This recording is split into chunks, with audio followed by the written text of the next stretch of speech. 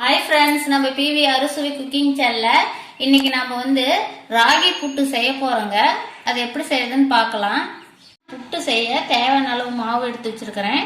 நீங்க எவ்வளவு செய்யறீங்களோ அதுக்கு தேவையான அளவு மாவு எடுத்துக்காங்க. ராகி மாவு டம்ளர்ல கொஞ்சோண்டு உப்பு சேர்த்து தண்ணி சேர்த்து கரைச்சி வச்சிருக்கிறேன். இப்ப நம்ம மாவோட தெளிச்சு பிணைஞ்சிக்கலாங்க. அதிகமா உப்பு சேர்க்க வேண்டாங்க, நம்ம கொஞ்சமா மட்டும் சேர்த்துக்கலாம். இப்போ கொஞ்சம் கொஞ்சமா தண்ணி தெளிச்சு நம்ம மாவு பிணைஞ்சிக்கலாங்க. கொஞ்சம் கொஞ்சமா தண்ணி ஊற்றி நல்லா பிணைஞ்சுக்கிட்டோம்.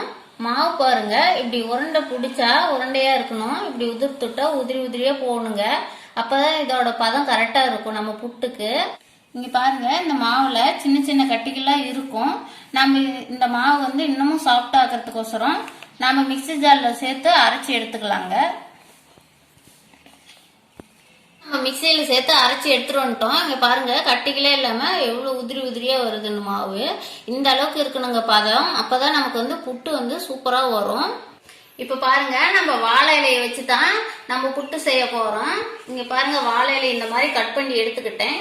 இந்த தண்டு பகுதியை நம்ம கட் பண்ணி எடுத்துக்கணுங்க. அப்பதான் நமக்கு மடக்குக்கெல்லாம் நல்லா வரும். இப்ப பாருங்க, நம்ம கட் பண்ணி எடுத்துக்கிட்டோம் தண்டெல்லாம். இப்ப புட்டு செய்யறதுக்காக நம்ம வாழை இலையை கட் பண்ணி எடுத்துக்கலாங்க. இந்த சைஸ் இருந்தா போதும் நமக்கு. இதே மாதிரியே எல்லா இலையும் கட் பண்ணி எடுத்துக்கலாம். இப்ப எல்லா இலையும் கட் பண்ணி எடுத்தாச்சுங்க. இப்ப புட்டு செய்யறதுக்குங்க நம்ம வாழை இலை ரெடி பண்ணிக்கிட்டோம். வாழை இலைய இந்த மாதிரி சுருட்டிக்கலாங்க ரவுண்டா.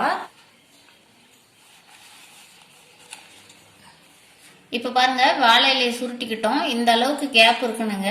இப்போ சுருட்டின இலைங்க இங்கே பாருங்க, ஐஸ் குச்சி சின்னதான் நான் கட் பண்ணி வச்சிருக்கிறேன். இப்போ இந்த குச்சை வச்சு நம்ம இந்த வாழை இலையில குத்திக்கலாங்க. ரெண்டு சைடும் இந்த மாதிரி பிடிச்சிங்க நம்ம குத்தி எடுத்துக்கலாம்.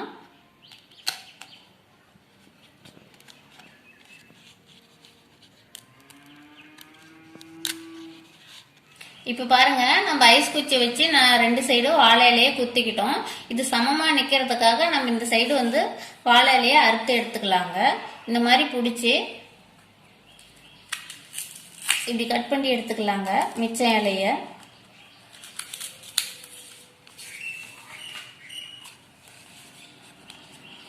இப்போ பாருங்க, கரெக்டா நிக்குது.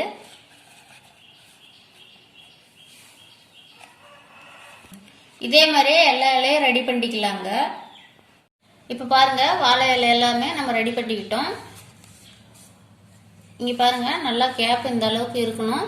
வாழை இலையை ஃபர்ஸ்ட்லயே நல்லா கழுவி எடுத்துக்காங்க சுத்தமா. இன்னைக்கு இட்லி பாத்திரத்தில் தான் புட்டு செய்ய போறோங்க. வேக வைக்க தேவையான அளவு தண்ணி சேர்த்துக்கலாங்க.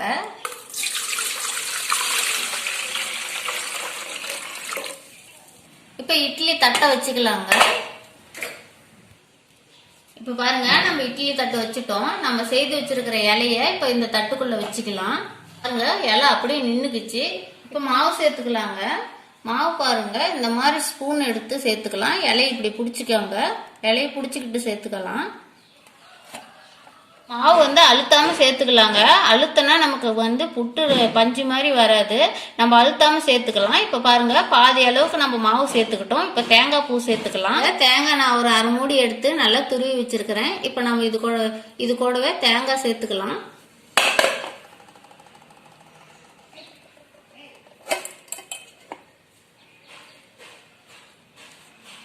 பாருங்க, தேங்காய் சேர்த்துக்கிட்டோம். நம்ம இப்ப மாவு சேர்த்துக்கலாம்.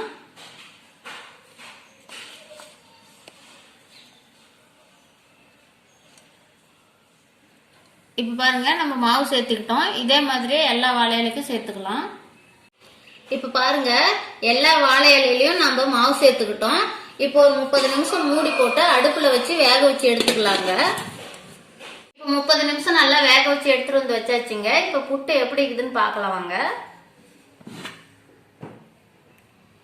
இங்க பாருங்க, புட்டு நல்லா வெந்துக்குச்சு. இப்ப நம்ம புட்டு வேற பாத்திரத்துக்கு மாத்திக்கலாங்க. இந்த மாதிரி ஸ்பூன் வச்சு எடுத்துக்கலாங்க. இங்க பாருங்க, இந்த மாதிரி அடியில் விட்டு தூக்கினாவே வந்துடும். இப்ப புட்டு எப்படி வந்துக்குதுன்னு பாக்கலாங்க. இங்க பாருங்க, இந்த மாதிரி இந்த ரெண்டு சைடு இருக்கிற குச்சை எடுத்துடலாம். ஓபன் பண்ணி பார்க்கலாங்க.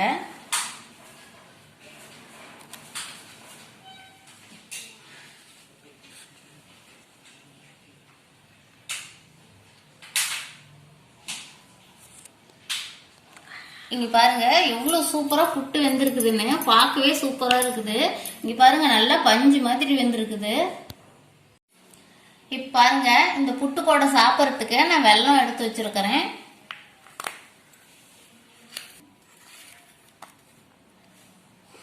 வெல்லம் சாப்பிடக்குள்ளேயும் ரொம்ப சூப்பரா இருக்குங்க. நீங்க வேணும்னா நாட்டு சக்கரை கூட சேர்த்துக்கலாம், ரொம்ப சூப்பரா இருக்கும்.